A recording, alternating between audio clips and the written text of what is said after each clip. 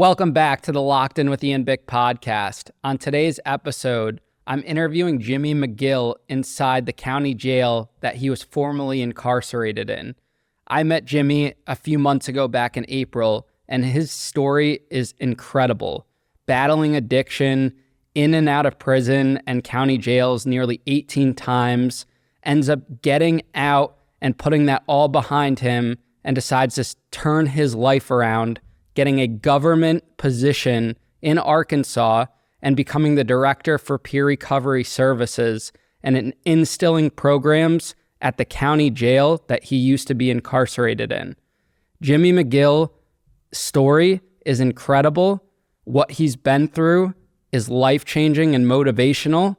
And on this episode today, we dive into Jimmy's story and hear his incredible journey and his story of hope.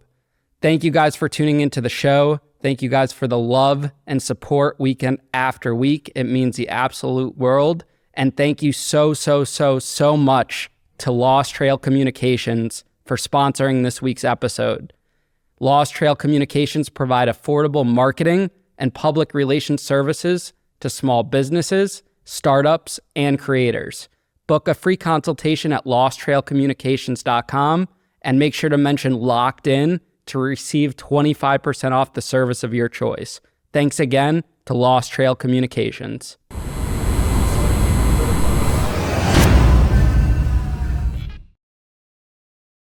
Jimmy McGill, welcome to Locked In with Ian Bick. We are at the Lonoke County Jail right now, where you were formerly incarcerated at one point. It is such a pleasure to be out here with you today. We traveled all the way from New York to Arkansas to film this amazing episode. You've been on the top of our list since I met you, and I listened to your speech, and me, Bryce, everyone that was there were just blown away by your story, and I'm excited to dive into it today. But how are you, man? How's it feel to be back in this jail today? Yeah, man, it's great. You know what I mean? I visit frequently, so I'm really glad to be here. And let me just say, welcome to Arkansas. Welcome to Little Rock. I hope you guys have a blast. Super excited to have you and your team out here, and I'm glad to be here and glad to be a part of this, man. Yeah, and I just want to give you a big thank you, man, because we wouldn't be here without you. You arranged this whole visit. We're filming with the sheriff today. We're filming with you.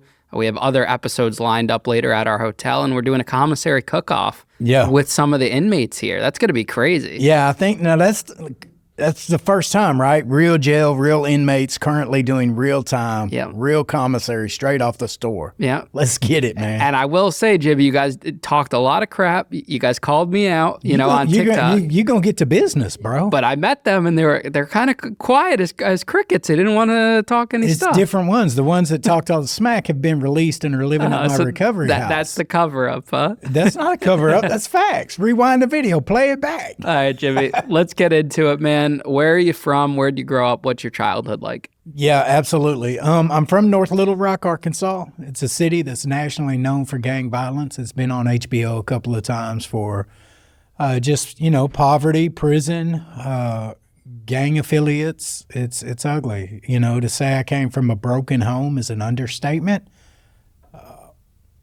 I never saw a happy home until the day I broke into one, right? Like I had no clue that my childhood was abnormal. I thought every 5-year-old helped their father hold their arm off so they could find a good vein to inject dope.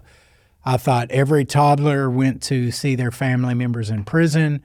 As far as my childhood goes, it looked like this. Like my dad was doing time constantly as I grew up. And I can remember being 2 or 3 years old and seeing pictures of me and my dad while he was in prison. And here's what's crazy is my uncle or whoever would take me to see him would put dope in my pockets as a kid. And then they would hand me to my dad to take the picture, and my pops would be taking the package out and putting money back in my pocket. So I was very desensitized to incarceration at an early age. The abnormal had become normal for me, right? I didn't know that I came from a broken environment, a broken home. I didn't know any of that until I found recovery.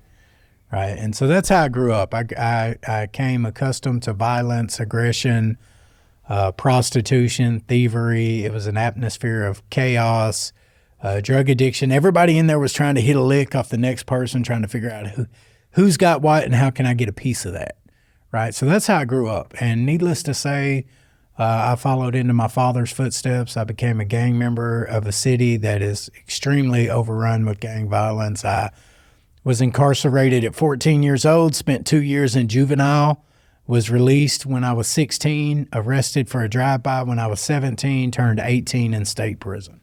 I think something that's really important about your story that we see in a lot of other stories of guests that come on this podcast is how much your childhood affected what was going to come. Like, imagine if we take a second and think if you had a stable family, a father, a mother that were present, weren't in and out of jail, doing drugs, addiction, anything like that, your life could have been very different. Now, granted, everything would work out the way it was supposed to work out, and you have a very successful life now, but you went through so much trauma to get up to that point. Where was your mother in all of this? Yeah, so it's a really complicated story when my mom jumps into this, right? So my biological mom, my father ran her off when I was 6 months old. Like, she literally jumped out of a moving vehicle and it was hit the road and don't look back or you're dead. She stuck around as long as she could, trying to take me with her when she ran. And, you know, he shot her, he beat her up, beat her unrecognizably. And so at the end of the day, he took me to a woman that he was in love with who adopted me. She didn't do drugs. She wasn't violent. She never cussed. She was perfect. And she raised me the best she could, but I was too much for her. You know what I mean? So my father ultimately beat on her. Same thing, right? Like, put bullets on the dash, told her where each one was going to go into what body part. And so from the time I was 12, I didn't see her again for 20 years. And so it was late. It would be later in life when I would reconnect. She would, you know, die in a car wreck, leaving a concert that I was performing at in Savannah, Georgia. And then, you know, 7 years ago, my biological mom came into the picture, right? Like, I was clean. Recovery gave me the opportunity to reunite with her. And so, you know, I was basically raised by the system. And that's the truth of it. My parental figures were corrections officers. They were COs and probation officers. They were the only stable people in my life, bro. How did it make you feel seeing maybe kids you were around, friends, kids you were growing up with, have an actual loving family, a loving relationship, or did you not even see that at all? No, that's completely foreign to me.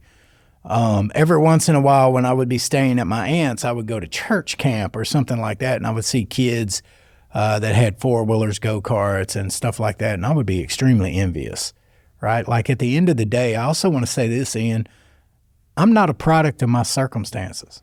I'm a product of my decisions. I'm not a product of my environment. I always knew right from wrong. I was never a victim. I was a volunteer. I couldn't wait for the dope man to take everything I got. I was begging the system to lock me up. I always knew right from wrong. I knew I ain't had no business robbing them people, man.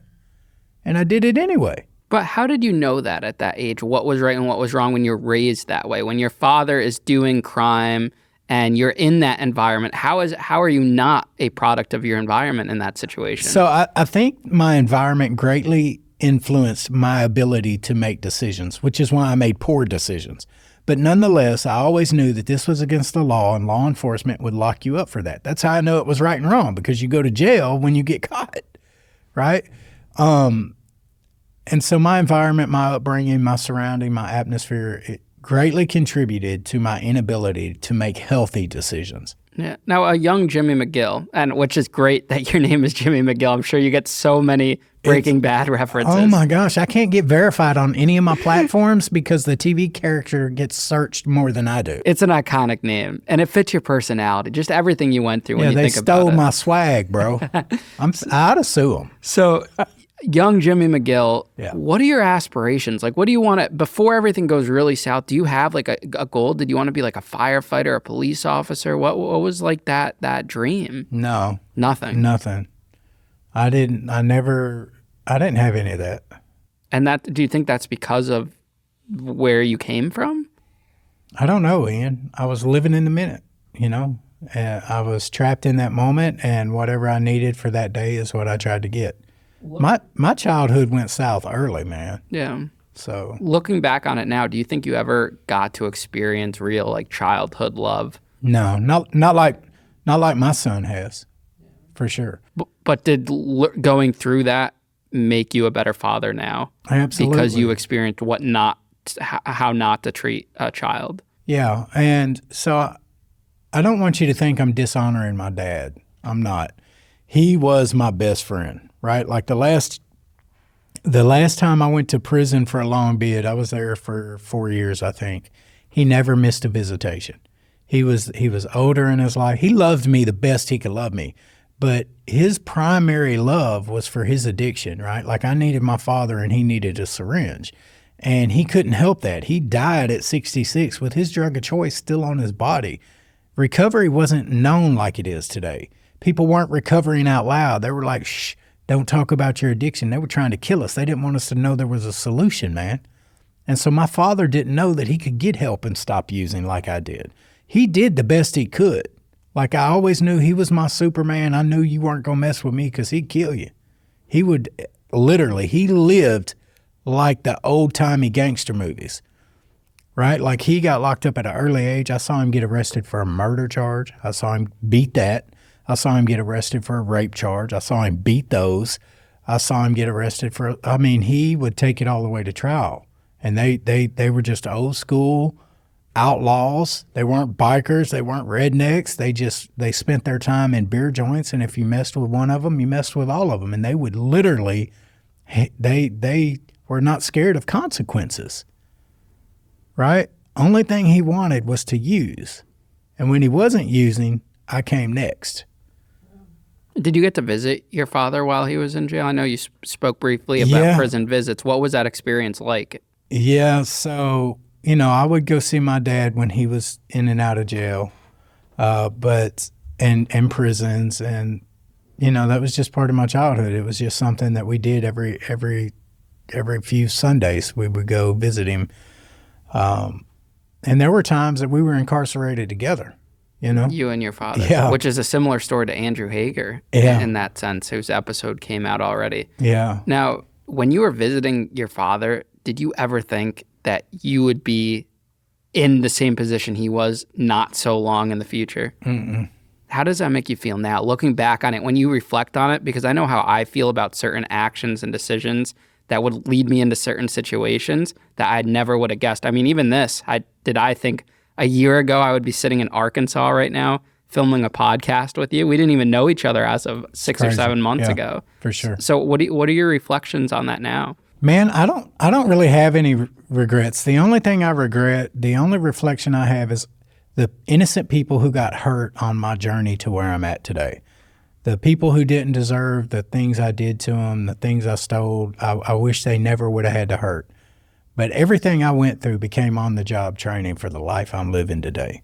If I did not go through all those fires that were meant to destroy me, I would not be the refined version of myself. The best possible version of Jimmy McGill that could exist is because I went through every one of those. From prison to purpose. From prison to purpose, man.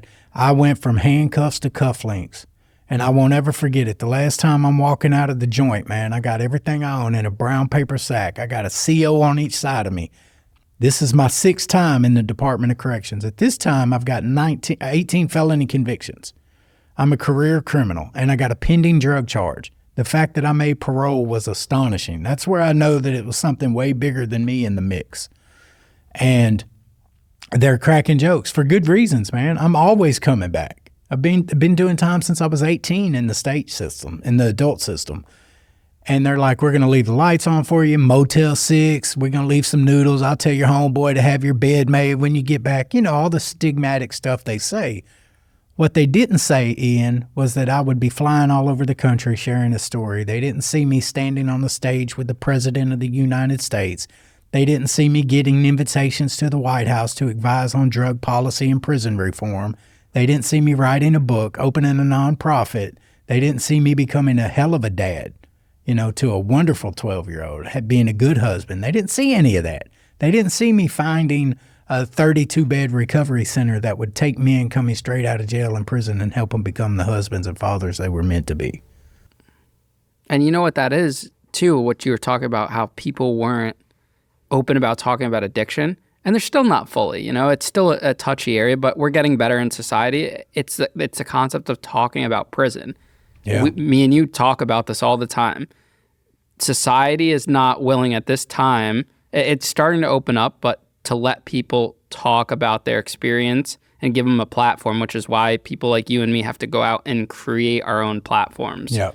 They're not asking you to speak at places because you were just some random person. It's because you went out there and you created that. Yeah. That's how our friendship formed. That's how we met each other. That's how we're doing these presentations and this podcast. You have to break through that barrier. Yeah. And that's what you're doing in the addiction and the recovery world. And that's what I'm doing on a different spectrum, just with sharing these stories of people that don't usually have a voice, to show the world that we're human too, and that anyone can end up in these positions. Anyone. You know what? Anyone could have gone through what you went through, what I went through, maybe not as extreme as owning a nightclub, so to say. Yeah. But just, traveling down that path.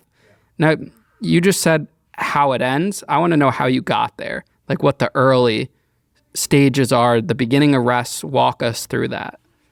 Yeah. So, it's so long ago, it's hard to remember,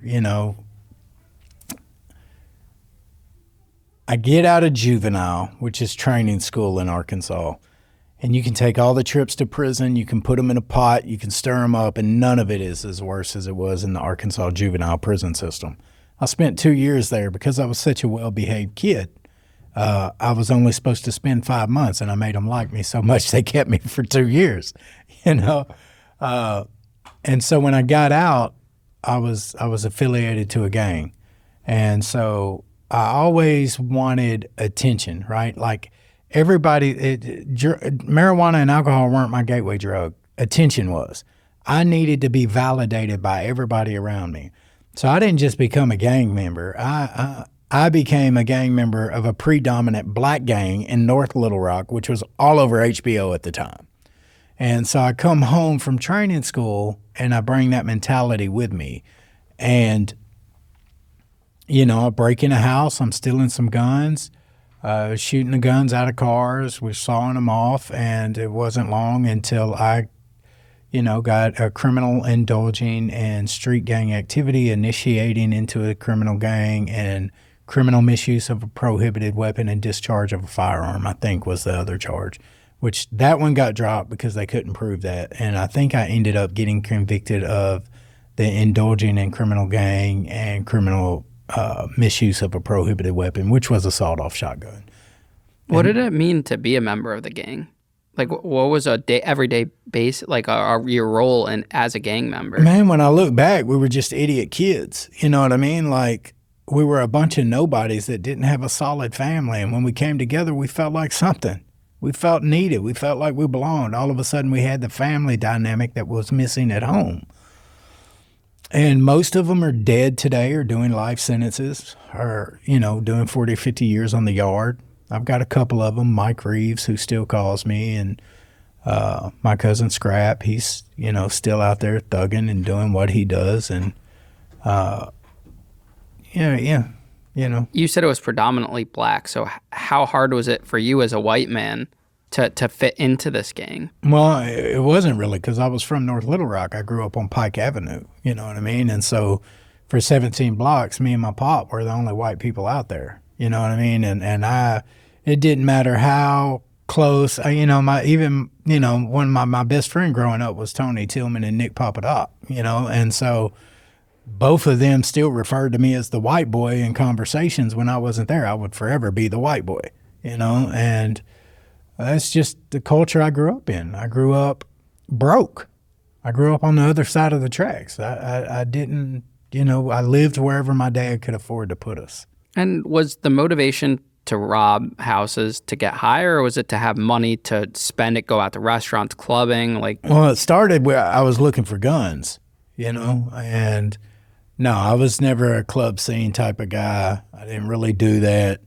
And then it became about, okay, we got to get money. We got to get dope.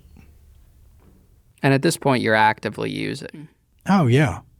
Yeah, the same way you eat and drink Food and water is how I was using substances. And can you describe what that's like? Like what the feelings are, what the effects are, what your mental state is at that time?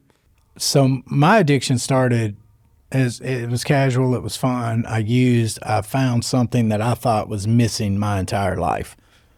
You know, the first time I ever put my substance of choice in my body, I felt like Superman. I was the life of the party.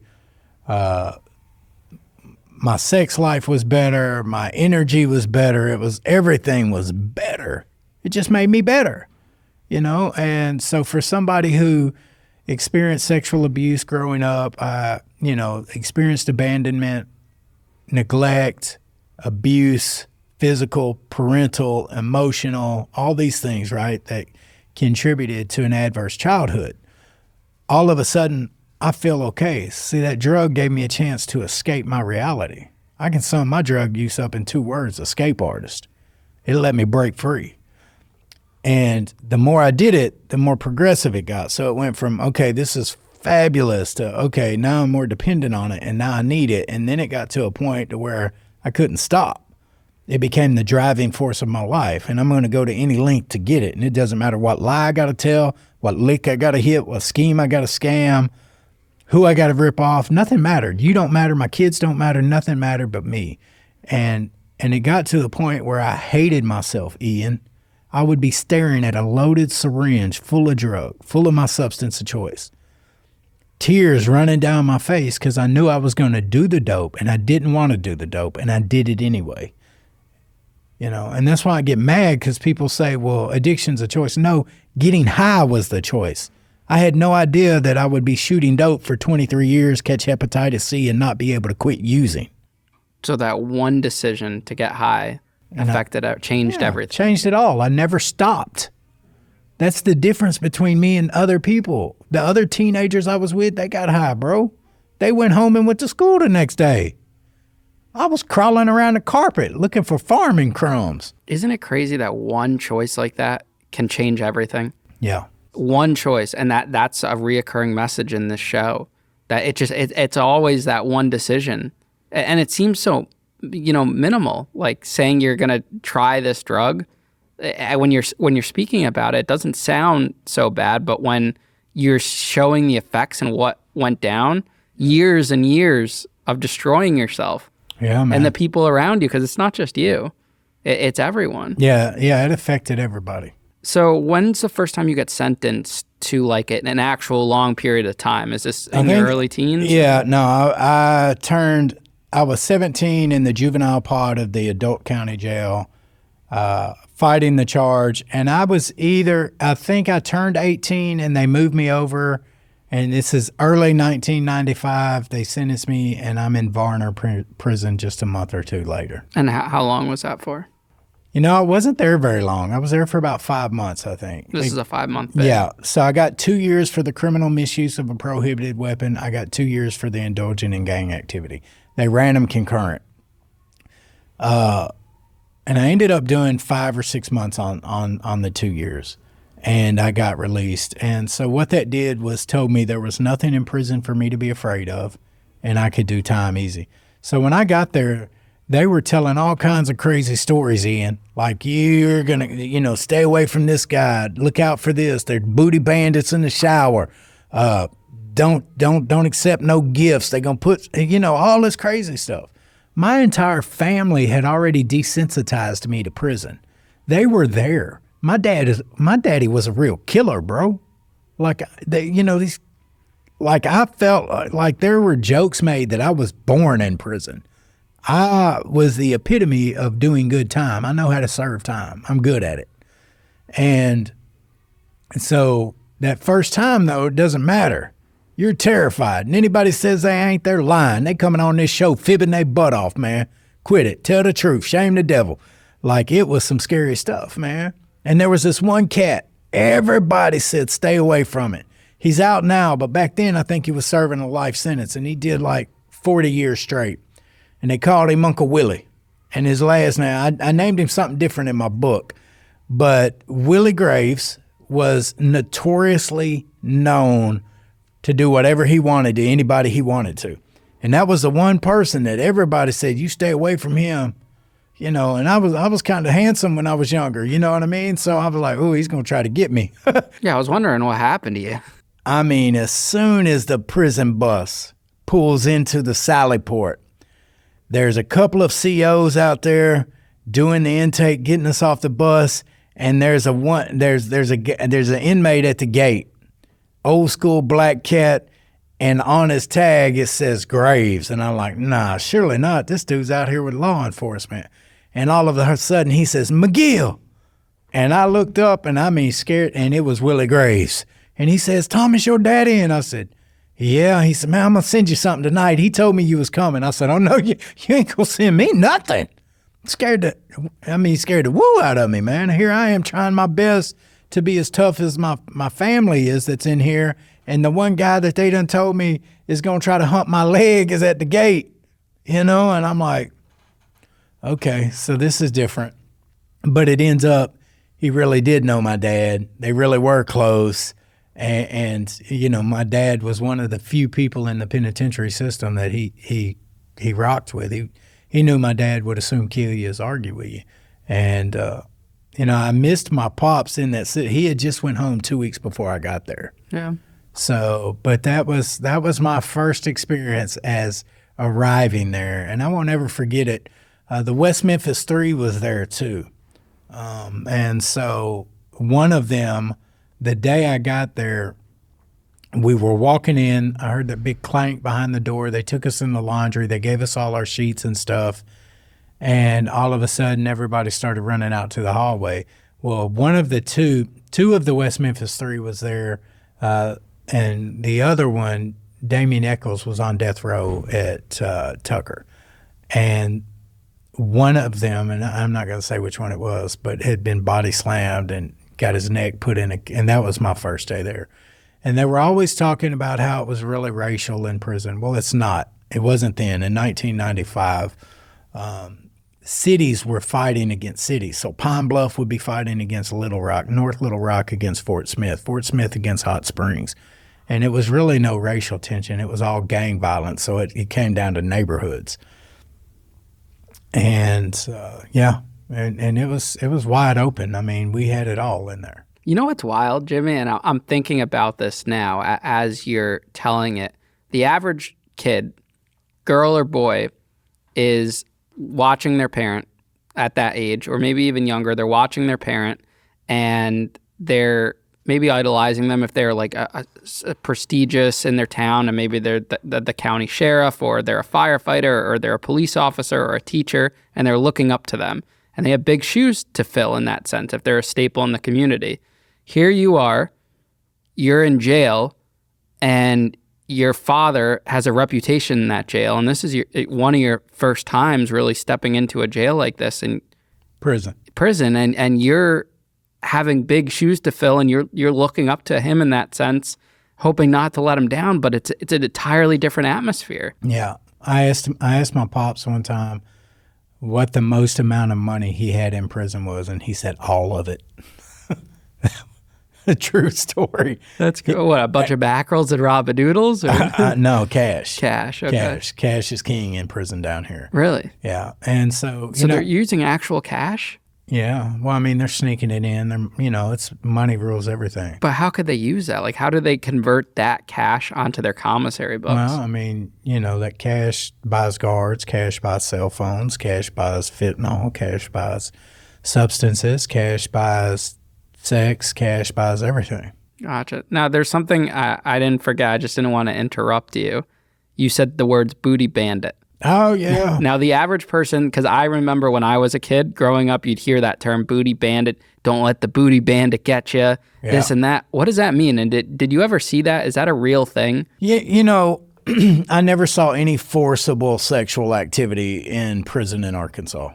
Arkansas is a different culture, right? There's no politics here. Right, so I can be friends with any race I want. I can sit down. It was non-existent when I'm doing time. It's starting to kind of come that way now, as white gangs have started developing in the prison system. But back then they weren't, And so you had shower sharks, booty bandits, you call them all that stuff. But honestly, most of the guys who were into that had all the contraband and all the commissary. And if you gave it up, you wanted to give it up. And they ain't taking anything when they can buy it or they can trick you out of it. And that's how it goes. You know what I mean? I never saw anything forcefully. Even with young guys, like say a guy like me comes. Never. If I went to your prisons. I never saw it, man. Listen, if you did that to somebody, it doesn't matter how weak you are. If somebody forcefully tried to violate you sexually, I would imagine most of the barracks would rise up against that person. Like, ain't nobody going for that. Yeah, they're not tolerating that. Yeah, that's not real. Now, we would consider you, like, I would guess, and this isn't to insult your age, but like one of the OGs, one of the more experienced people in the prison system, and you're a lot older than most of the prison content creators. Yeah. What do you think about some of the content that's going out there about prison? Is it true? Is it not? I think the people want to know some of this stuff. First off, let me preference this by saying my tough days are over. Like, I live a very different life today. I'm not going to fight anybody. I'm not going to I'm not going to be negative in anything. But when I was ripping and running and gunning, some of the stuff I hear, like I've seen some of this. I mean, it was different, dog. Is it not to say it's not true? It's just you didn't personally witness it, or do you think some of these people are just making it up? I think some of them are definitely fabricating it, man. Like, I don't know, and I've only been to prison in Arkansas, but if you'd have ran up on me talking that crap, man, I'd have knocked you out and touched your butt, punk. No. You know, like, that was my mindset. And you'll see that. You fixing to go back here in a jail and speak to an entire population of people. It's a big deal when I go back into the prisons. Like, I'm a champion for them. Like, because I was the guy who spent my entire life in that hallway. When I came home, I thought ramen noodles and cigarettes were currency, bro. And that's where the term like institutionalized comes from. Yes. I remember the weirdest experience I've ever had is a shower with no shower shoes on after release. That was my experience too. Yeah. It's very strange. Yes. Because you go years showering with shoes on, which you never did in your early life. Yes, and man. You do that and you get out. It's like it's like being naked. I don't know what it is. It's like weird. Yes, and all this, I mean, you know, all these stories about how violent and tough and crazy.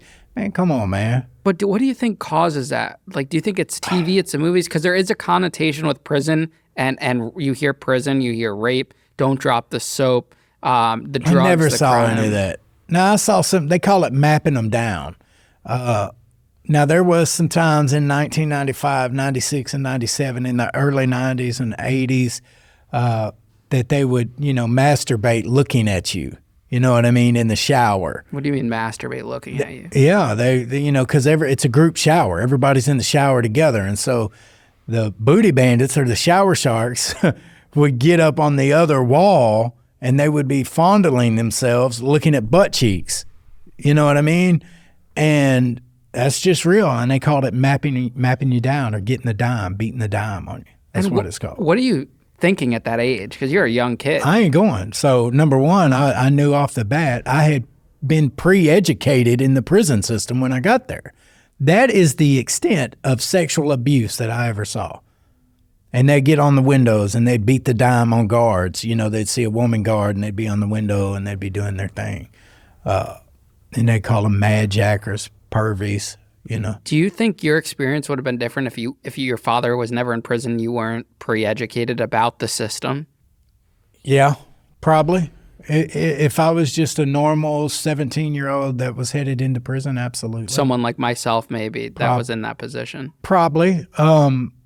My dad was a legend, bro. So when I rode his coattail when I got there, his people came and found me and looked out for me, and all of the rumors and war stories that I was heard of were non-existent. Who out there is an outside-of-the-box thinker like myself? According to U.S. Bank, 78% of small businesses fail because they lack a well-developed business and marketing plan. Lost Trail Communications is a strategic marketing and PR firm that offers affordable marketing and public relations services to small businesses, startups, and creators. Now let me tell you why you should choose Lost Trail Communications. They have worked with over 100 small businesses and creators across many industries. They are big supporters of those re-entering society from the justice system and love working to help those in need to change their lives. They have over 20 years experience specializing in creating marketing plans, go-to-market strategies, social media management, and public relations support. They will take your startup, small business, or social media presence to a whole new level. They offer several different affordable payment options, including 0% financing, and most importantly, these guys get the job done. Schedule a free consultation by visiting losttrailcommunications.com and make sure to mention Locked In when booking to receive 25% off any service you choose. Thanks again to Lost Trail Communications for sponsoring this week's episode. What was your prison nickname, by the way? I gotta hear this. Yeah. Because I know they didn't call you Jimmy McGill. There's got to be something crazy. No. So in the beginning, it started as J-Rock. J-Rock, okay. Yeah, because I was from North Little Rock. My first name was Jimmy, right?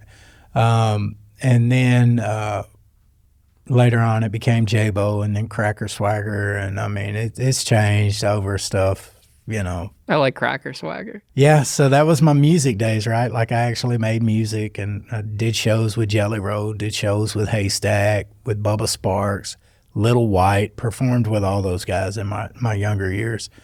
And you can still buy that music on Spotify, iTunes. You can still get it everywhere today. Jimmy's out here trying to promote his music. No, I still get a check from it, but I don't worry about any of that. So this prison sentence we were just talking about was more one of your first ones, your early ones. How many do you end up doing over the course of how many years? How many times do I go to prison? Yeah, how many times do you go to prison and how many years I total? went to the Arkansas Department of Corrections 6 times.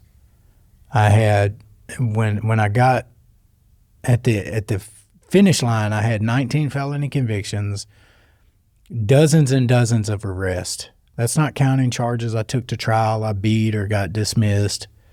And altogether I did, I think, 13 years. 13 years in prison. The longest stretch I did was 4. And this is from ages, what, 18 to 30-ish? Yeah, I was in prison at 18. I was 38 when I came home for my last time. And you're addicted to drugs the whole time? All of it. And never once did I get offered real recovery services or treatment. What was the craziest arrest story that you had? Out of all your arrests, I want to know the best one. So here's, well, there's 3 that really compete. Okay. And they tie into everything. Yeah. So I'm in full-fledged addiction. I'm robbing houses. That's what we do, right? We get up and I got to get a bag. So I'm living in North Little Rock. Well, I drive all the way out to Macon, Arkansas, which is about 40 or 50 miles. And I go in this house. I hit this house up. It's got these Japanimation cartoon DVDs, right? And you could take DVDs back then to Hastings. It was a bookstore, and you could sell them for $2 or $3 a piece. And the newer, the rarer, the most in demand they were, the more they would pay you for them. And so in my best thinking, I'm going to drive to the next county over to sell them. Now, there's 5 Hastings. I could have went to Jacksonville, Cabot, Little Rock, North Little Rock, Bryant. I could have went to any one of those. And I went 40 miles that way. I went 40 or 50 miles the other way to sell them. The exact opposite, right, from where I started. I go in, I give the guy my ID at the cash register. He takes it and he starts going through it. He comes up with it. The value of them is too much that he doesn't have that money in the cash drawer. He calls the manager over because the manager's got to give him a ride over and get it out of the safe or something like that. And the manager turns the page and he says, "Oh, man, I've got that same DVD. You've got good taste." And he turned the next one. He said, "Man, I've got that one too." And he turned the page. He said, "Man, this is a really rare collection. Where did you get these?" And I'm defensive. I say, "They're mine. What's it matter?" And he turned the page again and he said, "Man, hang on. I got to call my house. Of all the houses I could have went into, of all the stores I could have sold it at, I broke in that man's house and tried to sell him his own DVDs. And he's got my ID." So I end up getting 7 years for that. Now I come home, I get high again. So in Arkansas, you do 2 months on a year. So 7 years and 14-month sentence. I come home, I go out in Scott, Arkansas, I break in a house. I take 2 goons with me. I'm a lazy crook, so I make them carry the safe out to the car.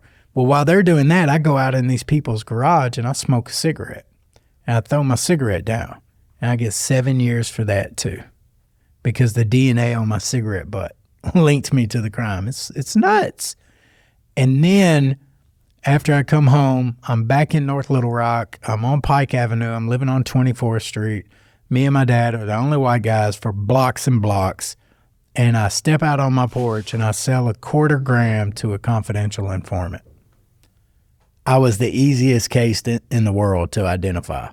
I'm fresh out of jail, got prison ink on both sleeves. I'm in a tank top T-shirt, and I deliver to a confidential informant. And I get 7 more years. And how old are you when all this is in your 20s? When all this is going late on? 20s, something like that. Late 20s. Wow. So over the course of the 14 years that you're in prison, like in and out, what's the craziest prison story? Yeah, so the funniest story I've got is... Yeah, I want the top one, Jimmy, so bring the heat, okay? All right, so we're on Host Squad. You know what Host Squad is, right? No, what's that? Okay, Host Squad is, they take 32 squadrons out and you work in the field. And you got a Host Squad rider with a pistol and he's on a horse. Well, I had some weed, and we'd been smoking weed, and I saved the stem because I was going to rip off one of these new guys in the intake barracks. We call them short hairs because you get here, you shave your head. So if you're in the new barracks, you're short hair. I grab some horse poop, and I sneak it in. And I take the weed stem, and I put the hardened horse poop on the weed stem, and I roll it up, and we sell it to a short hair for $10, 2 bags of coffees and 5 boxes of cake. And so this cat goes and smokes horse poop, and he comes back, and I've already got it on my mind. I'm going to have to whoop this kid. And he comes back, and he's beating on the door. Get McGill, get McGill. And I'm like, well, it's time. So I'm getting suited and booted. I'm putting my brogans on because I know the business. I go up there, and I'm like, what's up, man? And he's like, hey, can you get me another dime? And I'm like, oh, man. So I said, yeah, come back in the morning. I'll have it at lunch when we come in from Host Squad. So, not only did he smoke horse shit, but he came back and bought it twice. So there are a lot of drugs and whatnot in prison that you're seeing? Yeah, but none like that horse poop, man. None like that horse poop. That is wild. Did you ever try it or no? The horse poop? Yeah. No. Do I look like I smoked horse manure? You were on drugs. So. I did a lot of dumb stuff, but I did not smoke horse poop. Now, how do you end up in the county jail where we're recording it now? December 4th, 2014. I'm homeless. I'm not really homeless. I'm in a relationship with a girl I'm not really attracted to, don't want to be with. I'm basically a prostitute on the cool. She has... a job, a car, a house, and I'm in her car, and, I get arrested. I pull into this church to turn around because I made a wrong turn. I just left the dope house. I tried to sell the dope man all this stolen property that's in my back seat, and he refused to take it. He's like, dude, just take the sack and get out of here. So dude literally gives me this substantial amount of my substance of choice and sends me on my way. He don't even want to deal with me. I made a wrong turn. I'd been up so long. I was discombobulated. I was just really confused. And that wrong turn ended up being the right turn of my life. I drive till I get sleepy. I'm nodding out at the wheel. I go to turn around in this church parking lot.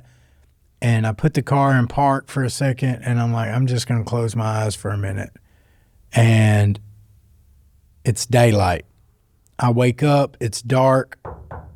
Law enforcement is beating on my window. My pit bull, the only friend I've got, is going crazy. Woof, woof, woof, woof, And I forgot that I had all this dope in my lap.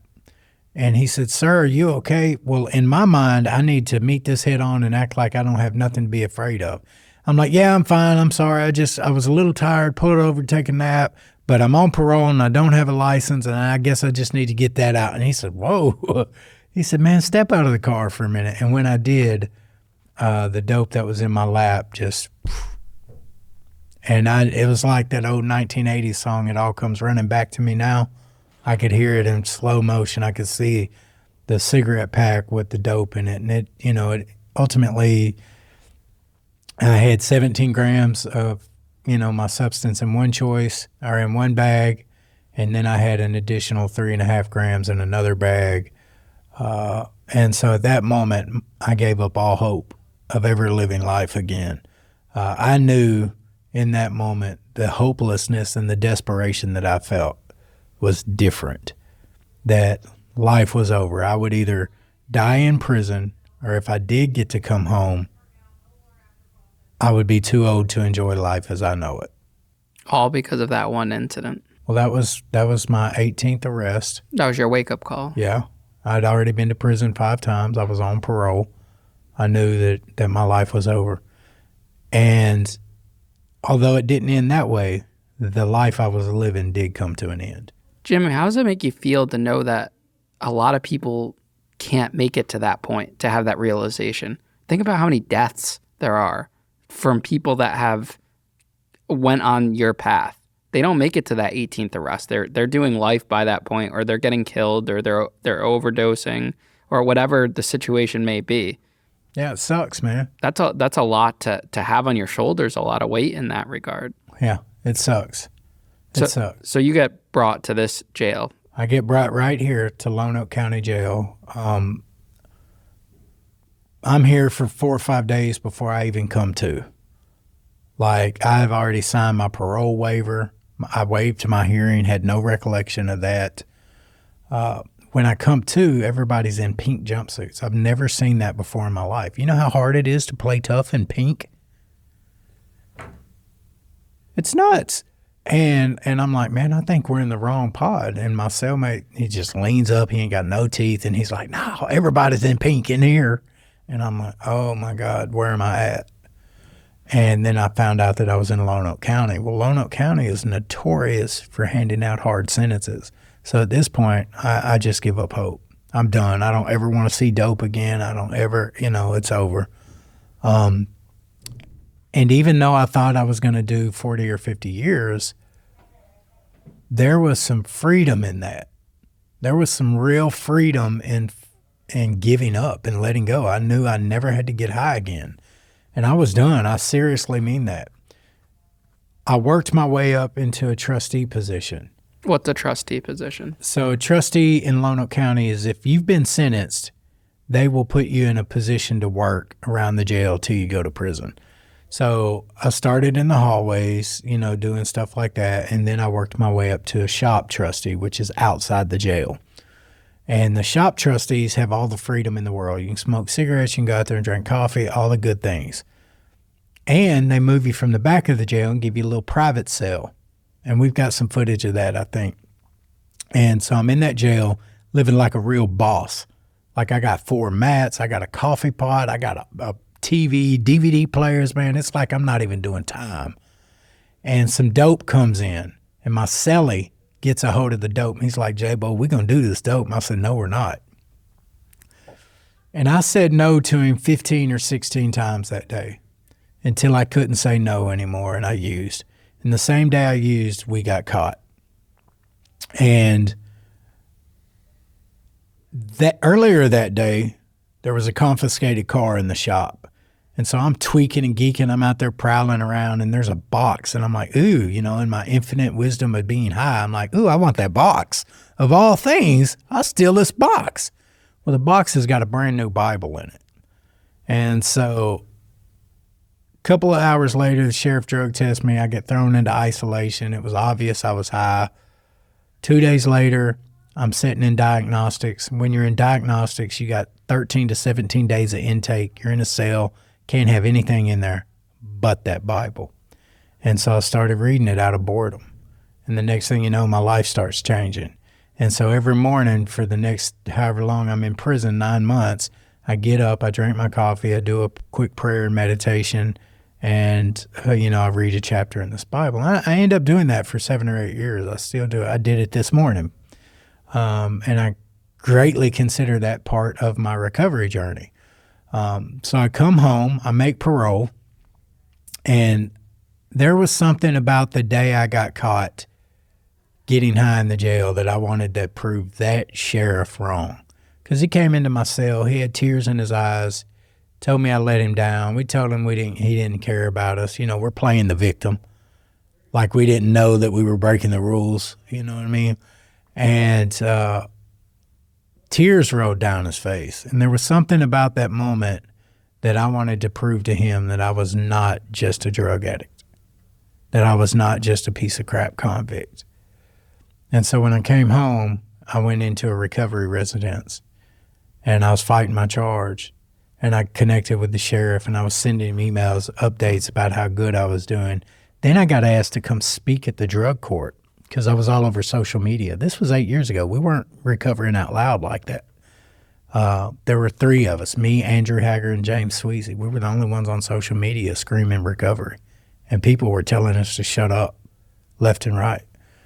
And that day when I spoke at the drug court, I shared the stage with the judge who would be my preceding judge to sentence me and the sheriff. And I fought that charge for a couple of years. And the sheriff fought beside me and wrote a letter and pushed for me. And I ended up getting sentenced. I got, they got a substitute for prison here called RPF, where you can go do months instead of years in prison. And so they were going to send me to RPF for 4 months. And so I signed for that time. And I couldn't believe it. I never got offered any kind of, RPF's like treatment prison. And I never got an opportunity for help ever. And so when I signed for the time, I got 2 years clean. At 3 years clean, I'm hired as the director for the Office of Recovery for the state. I'm still waiting to go do that 4 months, but now I'm in a state position. The next thing you know, I'm all over the TV. I'm becoming the face and voice of reentry and recovery for my state at a state level. And the governor changed policies, procedures, laws, all these things to hire me. And I flattened my parole. So 5 years goes by, and I still haven't had to go do this 4 months in RPF. And then I get an email from the parole office, Ian, and he says, "Hey, I can't give you your discharge papers. You still owe me 4 months." And I'm like, "No, you're crazy. Like, I'm a public figure. My time's flat. I'm not going back to prison." And so I called the sheriff. I called my boss. And then I called the prosecutor who sentenced me. And I had such a relationship with him that he fought and called the judge, and they overturned the 4 months, and I never had to go do a day of it after being convicted for it. Wow. Yeah. And so when I got that state position at 3 years, this was the first jail that I put a recovery program in. They gave me $50,000 and they said, hire somebody, make it work. And the success of this program opened the door for me to create 10 more programs just like it. Do you think you owe your life to the sheriff and the judge in that regard? Because you had an extensive record. They could have locked you away and thrown away the key at that point. They didn't have to give you this opportunity. What do you think motivated them to give it to you? So I'm not trying to get spiritual or religious at all. Okay, so I hope you don't have to cut this out. But I owe my life. I owe my life to Jesus. That's the way I feel. Mm-hmm. Because of the blessings and the favor I received from God, there were a lot of people who took political risk. The sheriff and the judge were the smallest. What about the governor who hired an active parolee with a pending drug charge? You know, that's political risk. What about the drug czar, Kirk Lane, who was my arresting officer in those 3 stories I told you? He's the one who went to the governor and fought for me. But yes, the sheriff absolutely took political risk. And the judge definitely didn't have to sentence me either. I mean, he could have sentenced me. He could have. If I had what I deserved, I would be in prison right now. Isn't it amazing what happens when you take the risk to give someone a second chance? I mean, in your case, it's not a second chance, but it is because that's a different act of your life. But just in general, the concept of giving someone another chance, whether that's an ex-girlfriend or boyfriend, a former inmate, anyone, just giving someone a second chance to see if they've changed, because there is a power in that. Yeah, for sure. You know, I think I think about the lives that have been changed, the effect of lasting change that come from the judge not sentencing me to a harsher sentence. Because the state prosecution was pushing hard. They wanted 7 more years. And the judge didn't do it. The judge gave me 4 months, and then he reverted the sentence. I never had to go do it. But if they would have sentenced me back, there would have been no Jimmy McGill building the Office of Recovery for Mental Health and Substance Use. We wouldn't have changed state laws that people with a criminal history can work for state agencies for peer support. We wouldn't have created the 10 recovery programs in the jail. We wouldn't have put the prison program in place. We wouldn't have peer recovery in the emergency rooms. We wouldn't have law enforcement, overdose response teams. We wouldn't have crisis. We wouldn't have anything with recovery if they would have sentenced me like that. What was it like that first time going into the jail to speak, going into that jail, not as an inmate, but as a public figure, as a public worker to implement change? It was different. And so the closest thing I've ever seen to what it looks like when I walk back into a jail or a prison is that scene from Johnny Cash's Walk the Line when he walks into Folsom Prison. That's the reception I get from the convict population, right? Like, because I am literally one of theirs. This is not a story. This is why the books are all over here. Like, it hits different. They did time with me. I was never that guy, Ian, on the yard trying to do easy time. I was that guy that if there was a riot, I was the one that kicked it off. If there was a shank, I probably made it and sold it. If there were contraband, I snuck it in and I had some parts of it. I was always in the middle of the mess. So for them to see me like this, all over the TVs, on the billboards, on the magazine covers, they see someone that they know, one of their own, who was supposed to die on the yard, is now in a position using his experience to fight for them. I am their champion, and it hits different for me. Like, when I get comfortable, that's why you seen it a while ago, I can't wait to see him, man. Because when I see him, I know I'm going to get a hug, and I know I'm going to get a chance to say, bro, there's freaking hope. You ain't got to die on that yard, man. You ain't got to keep coming back on installment plans. You don't have to get high again. And I think that in itself breaks down the barriers of having that felony conviction. Like, I know you got pardoned and the felonies are off your record, but you're still that same person that physically got those felonies. So what changes in the system? Like, you're still able to come in here and you're able to do that as a former felon. And I think that opens the door to discussion. Maybe society puts people like yourself, people who have changed, felony or not, in these positions to create real change. I think that opens a door that's never really been opened before, because it was always, for the longest time, you have a felony, okay, you can't work in law enforcement, you can't work in a prison, you can't do anything. Did I ever think once I got my felonies on my record that I'd be welcomed into a jail to give a presentation, to do these interviews? We created that. It's the second sentence, man. You came home and society wants us to serve what we call the second sentence. Absolutely. And it still haunts a lot of people. Like, I get so many messages from people, I can't find work, I can't, do this, or even dating, anything. There's so many things stacked up against people with pasts like this. Yeah, absolutely. Now, what is a recovery program? My recovery program, or the recovery programs in the jail? That you implemented into these jails. So I think when I left the state of Arkansas as the director of recovery, I left 54 programs that I created that were in place. So the one we're at today is the PACT project, right? And the PACT program is Peers Achieving Collaborative Treatment. So it's a pre-sentencing. It's an alternative to prison. Guys who have too much of a criminal history that don't qualify for specialty courts, like me, I wouldn't have qualified for drug court. So they get sentenced to the PACT program. And the PACT program is 1 year. And so you do 4 months in a barracks of recovery programming, and then you go to a recovery house for 6 to 8 months, and then you do, the remainder of your time in aftercare, which you're out on your own if you choose to go out on your own. But a year after sentencing, you've completed the program and you're on probation, I think, for 6 years instead of going back to prison. Yeah, that's great. And they're at like a 74% success rate. And that's why they keep implementing them all, and hopefully it goes to more in the country now. Yeah. I think we started with this one, and we've got 10 programs now in different jails. Now you ended up writing a book called From Prison to Purpose. Yeah, my whole brand. Now, what is exactly your brand, and how has it changed since you got this opportunity to have a second active life? Yeah. What do you do now, and what is your brand? That your past doesn't define you, and just because you've been to prison doesn't mean you don't have a pathway to a productive future, right? Returning citizens are important. Do you want good neighbors or do you want barriers?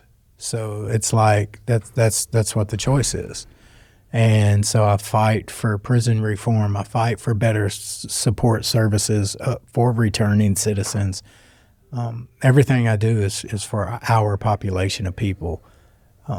I founded a nonprofit that houses, now we're expanding to 34 beds, but we have 32 beds now. And every one of my guys came from prison or jail.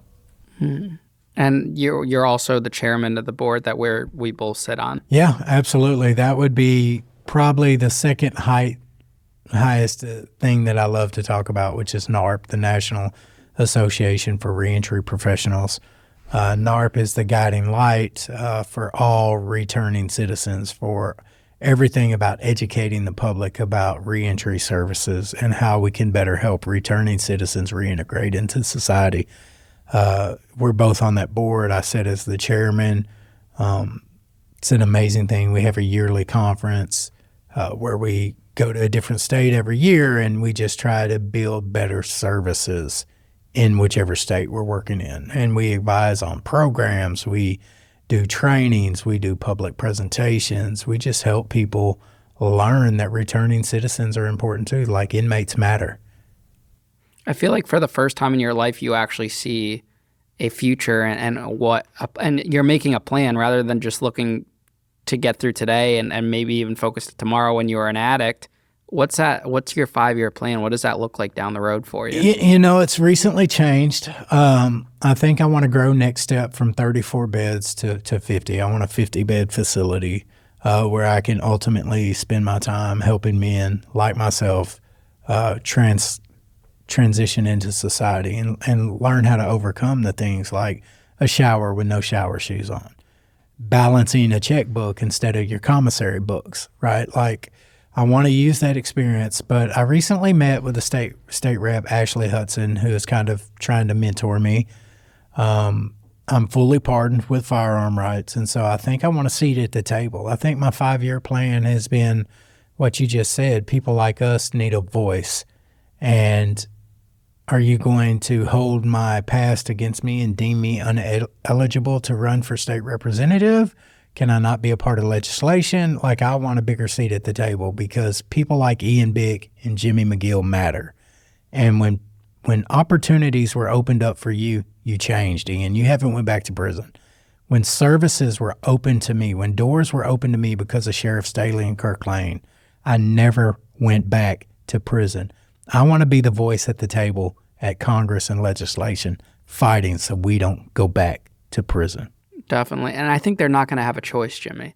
I think as platforms like yours, like mine, like the other creators continue to grow, you have a larger audience than some of these senators, like the junior senators, the congressmen that are running for office. Yeah. Not the ones that are making the millions that are high profile, like that you see on the news all the time, but the people that are running for local office, they have a few thousand followers. There's a lot of mayors that have a fraction of your social media outreach. Yeah. You have the power to touch people all over the country, even all over the world. Yeah. I look at my data all the time of who we're reaching. Yeah. That's very, very powerful. Oh, bro, the analytics are stupid, bro. They can't hide from that for forever. Yeah. There's going to come a point where, and I say this all the time, it's going to be like reality TV in a way for that whole post-prison world. Absolutely. So, I mean, let it be known right here on Locked In with Ian Bick. If you were sitting at legislation in Arkansas or a state rep, you're on notice. I am coming. He's coming. I'm coming with a digital battle axe. And between me and the people who I associate with, we have millions of followers to leverage. You're either going to let us in or we're going to vote you out. And it's also entertainment too. Like hearing the stories, it's a mix of, in politics, you don't have much entertainment, but in our world, you have the good and then you have the funny too. Yeah. Because you're turning the bad and you're making it funny. Yes, we can laugh about it. We could smoke a little horse poop, We can push a good agenda and we could talk about the horse poop. Yes. And we could talk about the shower shoes and the booty bandits of the world. Yeah, man. And it brings people together. Now, Jimmy, I have one last question for you. All right. If you could go back to your teenage self and have a sit-down conversation with that teenage self, what would you say to him? Before you started going to prison, before you started trying that drug, what would you say? That you're going to go through a lot of hardship. You are going to experience hurt. You're going to experience loss and loneliness. In the first 38 years of your life, you are going to feel like you are alone in the world. And it is for a purpose. You are going to go in and out of institutions. And when you're 38 years old, you will become an expert on prison reform and reentry. You will know the system better than anybody. You'll be idolized while you're serving time, and you will have a voice for leadership when you're not. And I know that you feel alone right now, but you're going to have a 12-year-old son that is going to be your best friend. He will never know what it's like to need you and you not be there. You're going to have a wife that helps you climb over and beyond the mountains. You're going to have a relationship with God, and you're going to live a life that most people dream about. You're going to spend more time on airplanes than you do in cars. It all has a purpose. Jimmy, thank you so much for coming on the show. I'm glad we're spending this next week together. Can't wait. I'm excited to speak here in the jail today and also at the conference in a couple days. You've opened up so much opportunity, and I hope I can return the favor by opening this opportunity up to you and our listeners. And, everyone check out his book, From Prison to Purpose. Yeah. We'll link everything in the bios and whatnot. And Jimmy, I'm working on a book, man. I'm in talks with some people, so I'm gunning for you now. Let's go. I want you to write it. I want you to do it. All right, let's get it. All right.